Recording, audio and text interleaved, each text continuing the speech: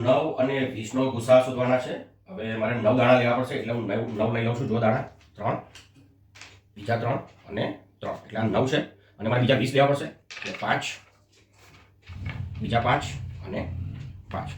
સૌથી પહેલા હું જોઈશ કે કઈ સંખ્યા નાની છે. તો 9 નાના છે અને 20 મોટા છે. તો મોટામાંથી નાની સંખ્યા બાદ કરીશ એટલે કે 9 દાણા બહાર કાઢી લઈશ એટલે 5 અને 4 એટલે 9 કાઢી નાખ્યા છે. હવે આ કેટલા છે? 5 ને 5 10 ને 11 અને આ છે 9. હજી આ જ સંખ્યા નાની છે એટલે ફરી હું 9 બાદ કરીશ તો 5 અને 4. હવે રહ્યા 2. હવે આ સંખ્યા નાની થઈ ગઈ છે તો હું 2 બાદ કરીશ. આમાંથી નાની સંખ્યા મોટી સંખ્યામાંથી બાદ કરીએ છીએ. ફરી 2 બાદ કરીશું, ફરી 2 બાદ કરીશ અને ફરી 2 બાદ કરીશ. હવે કઈ સંખ્યા મોટી છે? આ મોટી છે અને નાની. તો ક્યાં સુધી આ પ્રવૃત્તિ કરીશું? જ્યાં સુધી બંને નંબર સરખા થઈ જાય ત્યાં સુધી.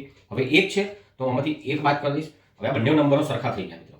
તો એવું કહી શકાય કે 9 અને 20 નો ગુસા જે છે મિત્રો 1 થાય.